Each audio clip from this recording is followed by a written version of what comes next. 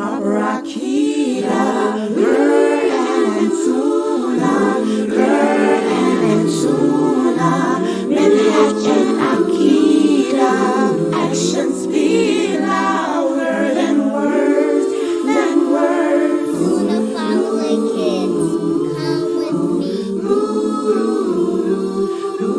Gotta work hard to get to heaven. Treat the people good like the prophet would. Proper Akida, Quran and Sunnah, Quran and Sunnah, Minhaj and Akida, actions speak louder than words,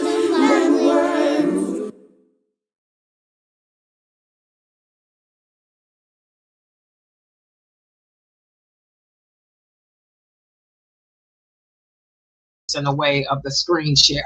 Okay, so now everybody can see the PowerPoint, and this is we're going to start off with my First Juz Amma. This is how the book looks.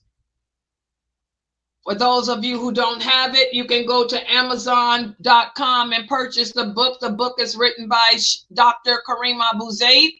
There's a picture of Dr. Karim AbuZaid right there, so you know who he is. And the book is only the book is $19.99, I think, on Amazon. And the book is written for the kids because this is a book that he uses in his madrasa. And by the way, for those of you who are interested, and I highly recommend that you homeschool your children, you should check out Sunnahfollowers.org. That's the homeschool program that Dr. Karim AbuZaid has. It's an international homeschool program. Rather than put your kids in the non-Muslim school system. And even with the Muslim schools, we have to be careful because I hate to admit it. Many of the Muslim schools here in America are racist. I hate to say that. They've taken on the ways of the non-Muslim schools with a lot of racism, and their curriculums are questionable. And now that they're taking money from the government, they have to let in the non-Muslim kids, and they have non-Muslim teachers. And they have to allow LGBTQ in too. So you're better off homeschooling your children. So check out SAFA, SAFAUSA.org, SAFAUSA.org.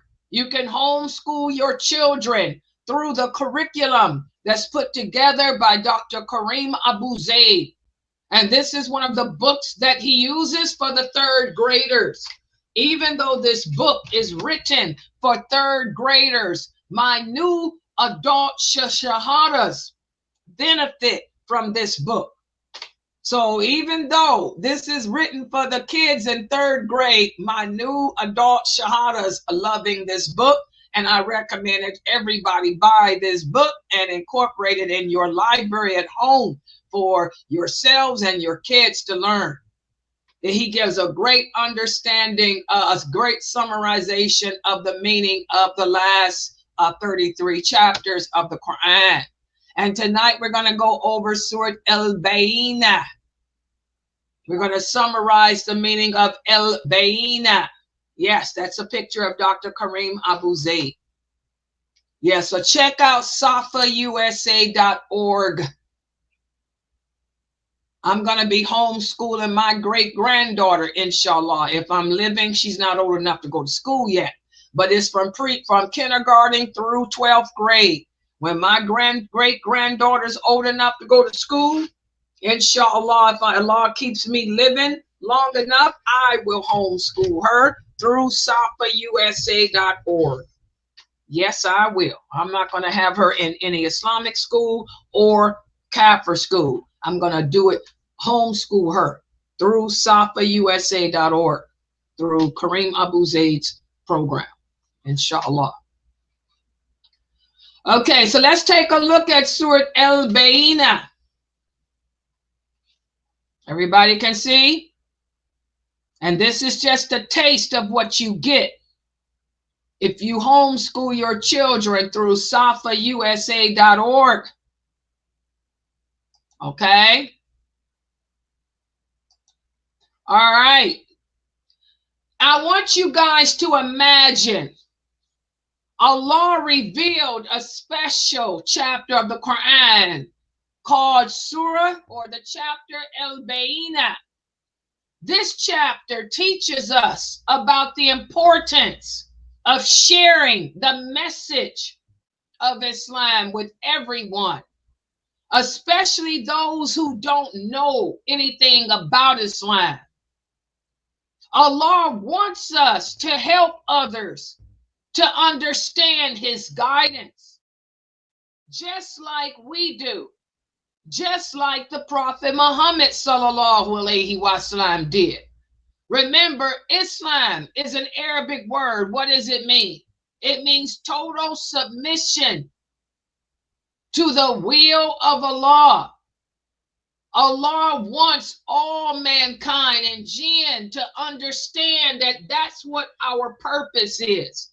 We were all created with a purpose. And that purpose is to worship Allah and submit to him, to his decree, to his will. And as Muslims, we should share this message with everyone, not keep it to ourselves. Share it with your family first. As a Muslim woman, it's our job to teach it to our children from the time your children come into this world. As they're growing up, it's our job as Muslim women to teach them and mold them into understanding that they were created with a purpose. And that purpose is to believe in Allah and to worship him, to submit to him, to honor him, to respect him, to put him above everyone, including you and me, and above everything. It's our job as Muslim women, as mothers, to let our children grow up knowing that they should live their lives obeying him first and foremost, obeying him over even us, to never do anything that contradicts what he says, to always honor him, to make him happy.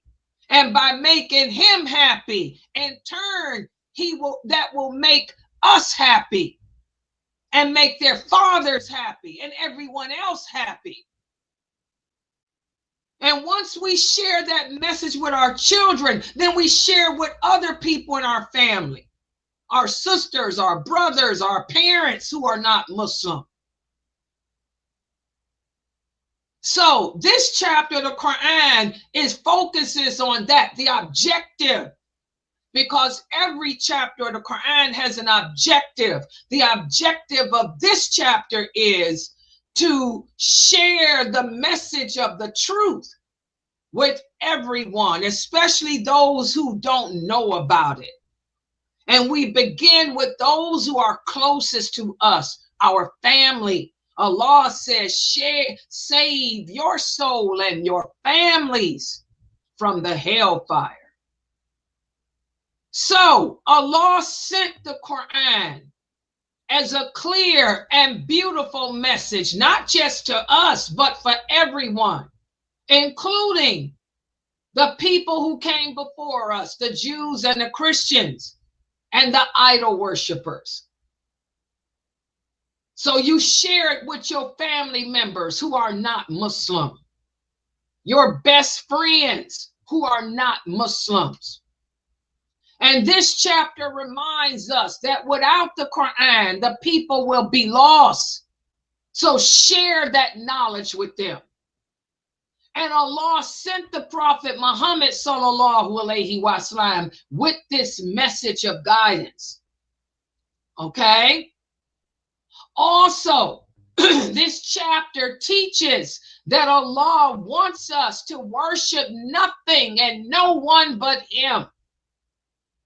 We don't worship our jobs.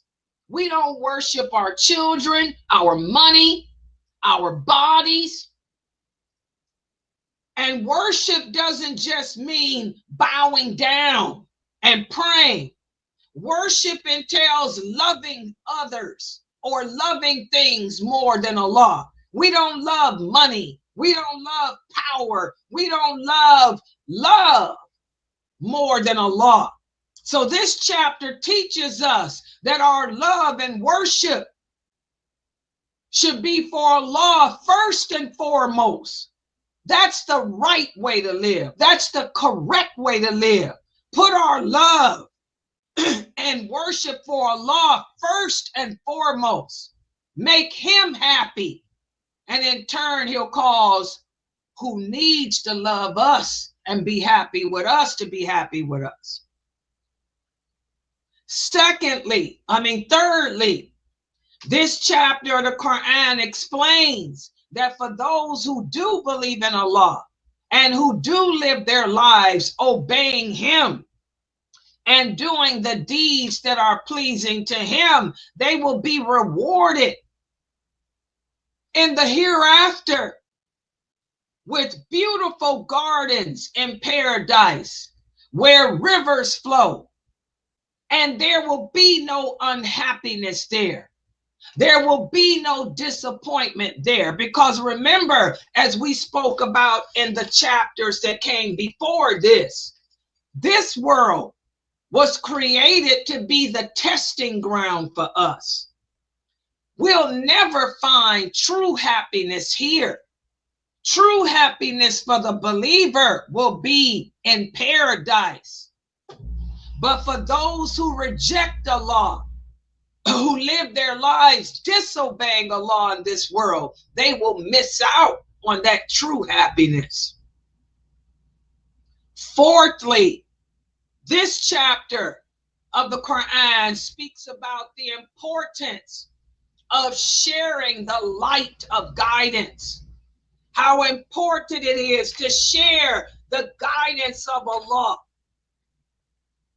with kindness and patience as you're explaining Islam to your family members, as you're explaining Islam to the people closest to you. Do it with kindness, not with argument, and be patient with the people, because it's going to be hard for people to accept the truth. Remember, the truth is a bitter pill to swallow. So you're going to have to be kind and patient. Don't try to force it on them.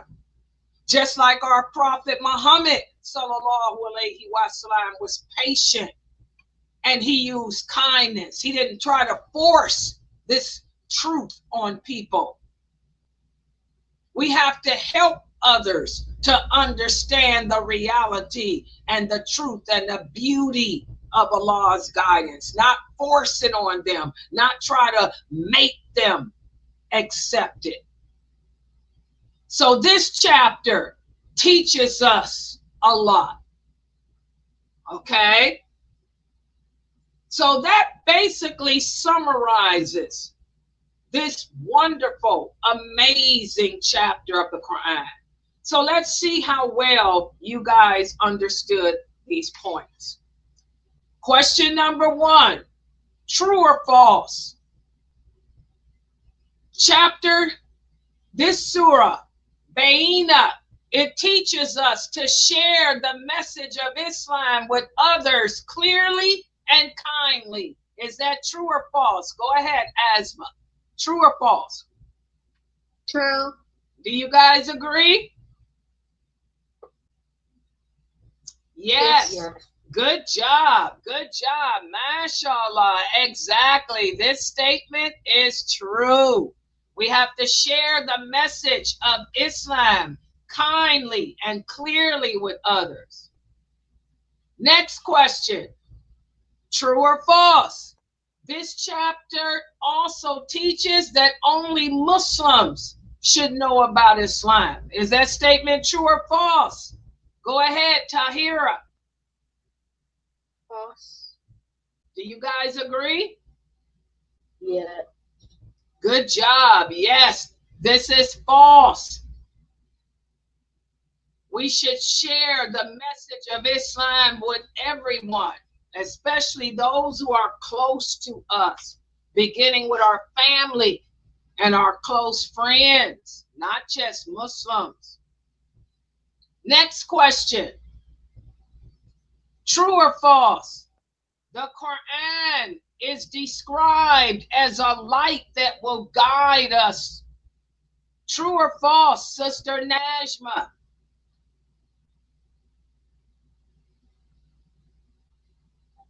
True. Do you guys agree?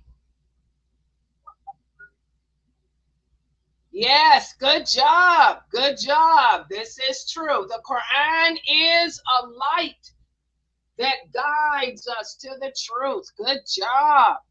Good job. Let's look at the next question. True or false? We should never, ever share the Quran with the Jews or the Christians. Is that true or false? What do you guys think? Sister Tahira? False. She said false. You guys agree? Yes. Good job. This is false. This is false. We should share it with everyone, including the Jews and Christians, as long as they approach us in a nice, positive way. What we don't do is argue with people. Good job. What about this? What are believers who do good deeds promised in this chapter? Are they promised gardens in paradise? Are they promised toys? Or are they promised to be rich in this world? What are they promised in this chapter? Anyone? Go ahead, Asma Najma. Gardens in paradise. Gardens in paradise. You guys agree? Yes. Good job. Yes, this is correct. Gardens in paradise. And I want you guys to remember, the gardens in paradise are nothing like the gardens in this world. They're a million times better than anything you can imagine in this world. What about this? Okay, mashallah. So that was the last question. Good job. So now what we're going to do is end today with our hadith for the week. And this is the book that's written by Sheikh Muhammad S Adly. It's called He Was. And this book can be purchased on Amazon too. This book is only $6. And everyone should buy this book. It should be part of your library. And this is a picture of Sheikh Muhammad S Adly. And tonight we're going to speak about how our Prophet Muhammad sallallahu alaihi wasallam, whenever the wind would blow strongly, like whenever there was a strong wind blowing, the trees were shaking and the earth was shaking from the strong wind, he would make dua. He would recite a specific supplication whenever there was a strong wind. And this is something that we may want to get in the habit of doing. Let's take a look at this hadith. Okay.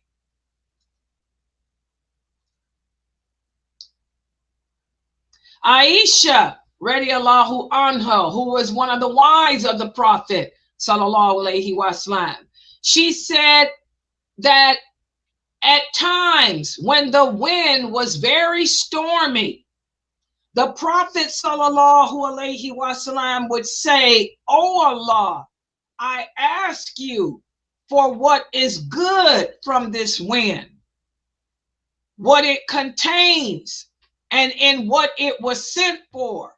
And I seek refuge in you from what is evil in this wind, and what it contains, and what it was sent for." She said, and when the sky would become dark, and when the sky would light up with thunder and lightning, the color of his face would change, and he would go outside and he'd walk backwards and forward nervously. But when the rain would fall, he would relax. And then one day she asked him why he would behave that way. And he said, "Well, Aisha, it may be as the people of Ad said, when they saw a cloud forming in the valley, they said it was a cloud forming that would give them rain." And in another version, when he saw rain, he would say, "Oh Allah, make that cloud that is forming a mercy or a blessing and not a punishment." So in other words, the Prophet sallallahu alaihi wasallam would think about, he would ponder the signs of Allah. Remember, we spoke about yesterday when I did my Aqidah class, how we should think about the names and attributes of Allah. Ponder the meaning of Allah's names, ponder the meaning of Allah's attributes, and ponder the signs of Allah. When you look at the clouds forming, look at the rain, the thunder and lightning, these are the signs of Allah. And whenever it would rain or the thunder would form, the Prophet Muhammad sallallahu alaihi wasallam would ponder this. And he would think about how Allah sent the thunder and the lightning to destroy past civilizations of people who were disobedient to Allah. How Allah destroyed the people of Ad. How Allah destroyed the people of Thamud. How Allah destroyed the people of Noah, alayhi salam, because they were disobedient. So he would ponder the signs of Allah and get nervous. And this is something that we should do. We should think about the signs of Allah and reflect upon ourselves. Am I doing bad? Think about how Allah sent hurricanes, how Allah sent tornadoes, how Allah still sends hurricanes, how Allah sends tsunamis. Look how many people die from tsunamis and earthquakes and hurricanes every year. It could be you. It could be me. Allah sends these calamities as punishment for people who disobey his commands. It could be you. It could be me. So that's why the Prophet sallallahu alaihi wasallam would make dua, asking for Allah to not make it a punishment, to make it something good and not a wrath. And he was a prophet, sallallahu alaihi wasallam. You and I are not prophets. We are not forgiven of our sins.